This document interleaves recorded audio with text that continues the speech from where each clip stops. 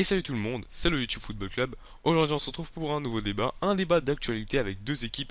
Vous l'avez peut-être compris par la miniature et par le titre du débat. Le titre du débat ce sera est-ce qu'un grand club peut-il mourir? Donc vous allez peut-être pas comprendre dans un premier temps, mais je vais m'expliquer.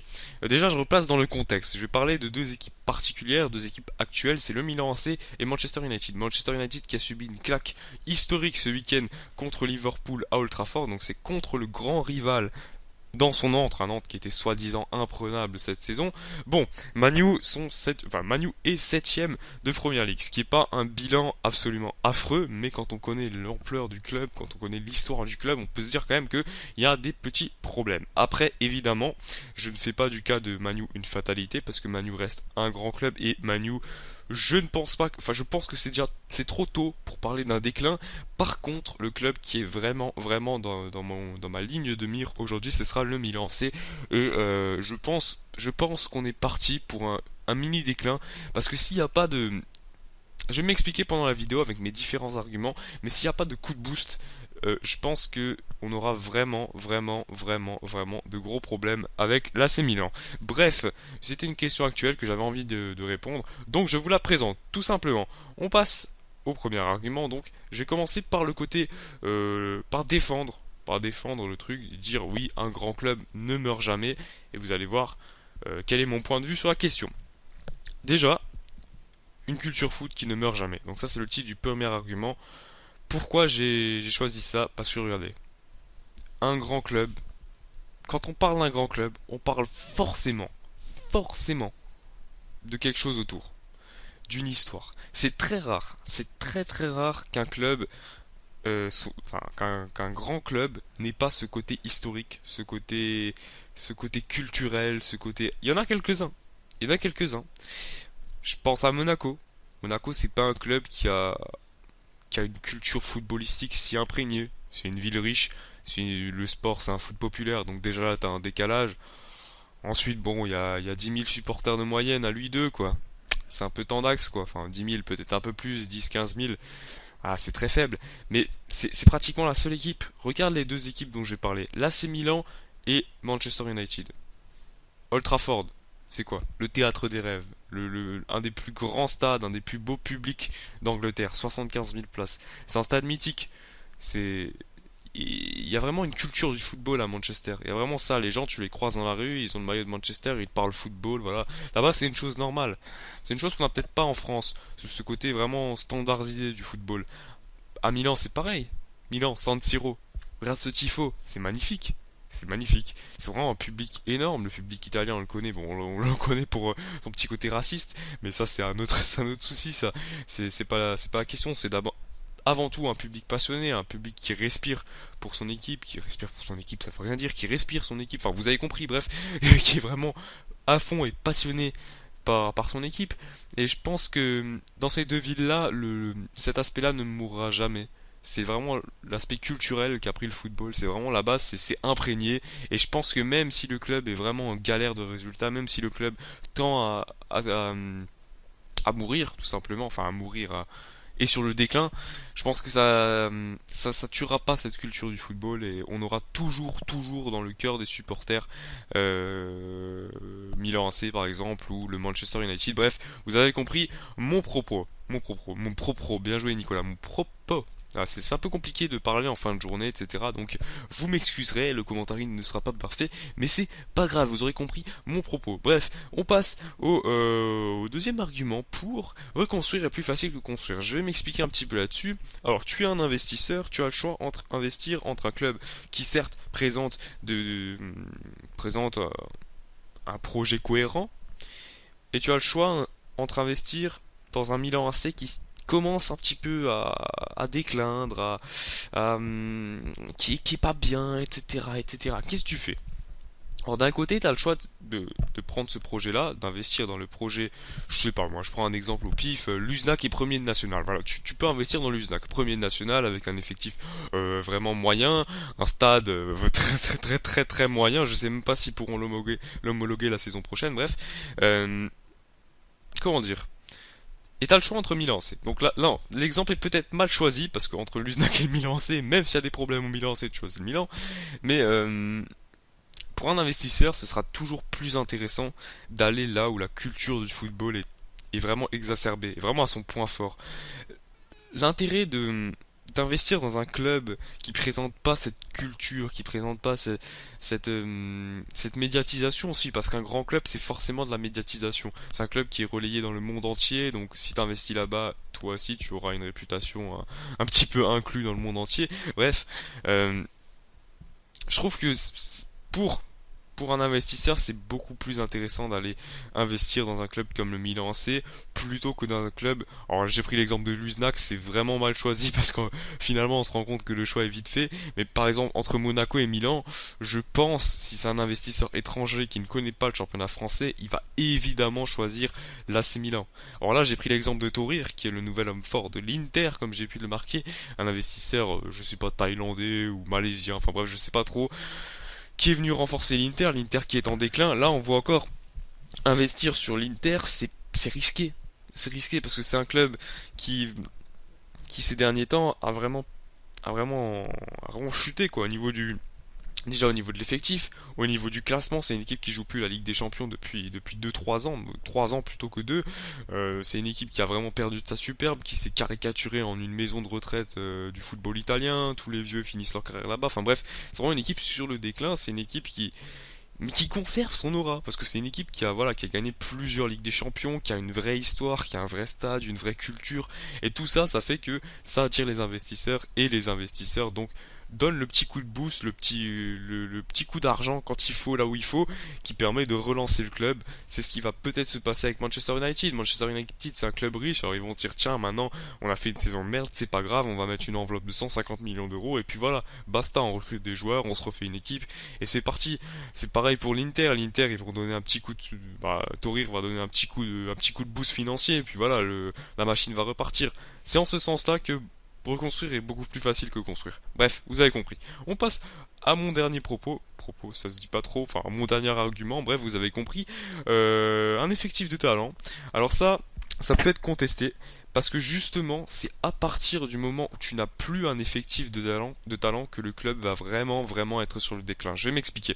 On a, on est en présence de deux clubs, les deux clubs actuels, qui ont un effectif pas mal du tout. Alors l'AC Milan a bien sûr un effectif un petit peu moins intéressant que Manu, même beaucoup moins intéressant que Manu. Quand tu penses à Manu, tu penses à Wayne Rooney qui a d'ailleurs signé un contrat. Tu penses à Van Persie, à Mata, ce trio offensif qui est assez incroyable, qui ferait rêver n'importe qui. Après, il y a quand même des joueurs qui ont un talent certain. T'as Nani, Young, même s'ils font pas une saison incroyable. T'as des joueurs comme Carrick, emblématiques, Ferdinand, etc. Et j'en passe quoi. Ainsi que des jeunes joueurs, Yannouzaj, DGA, bref. Voilà, vous avez compris mon propos.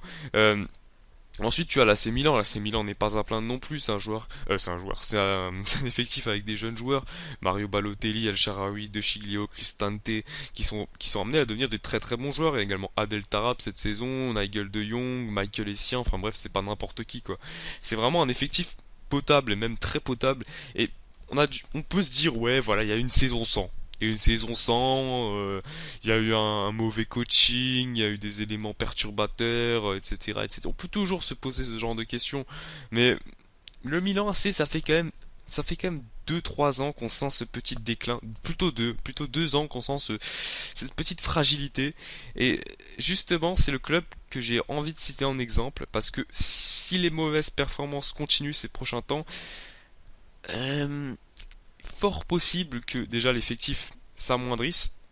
S'ils perdent Mario Balotelli, ouh, ça va faire mal. S'ils perdent Mario Balotelli, ils perdront un de leurs meilleurs joueurs, un des joueurs qui est capable de leur sauver des matchs.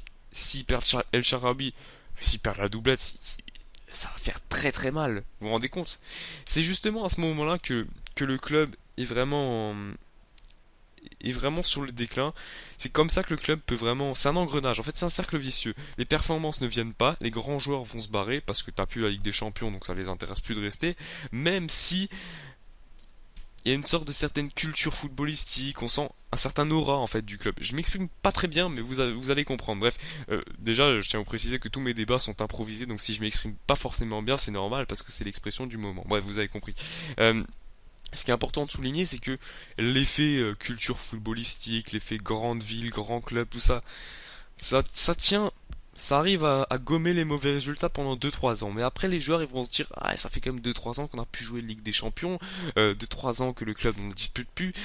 Il faudrait quand même que je songe à me barrer, tu vois. J'ai envie d'aller plus loin, etc.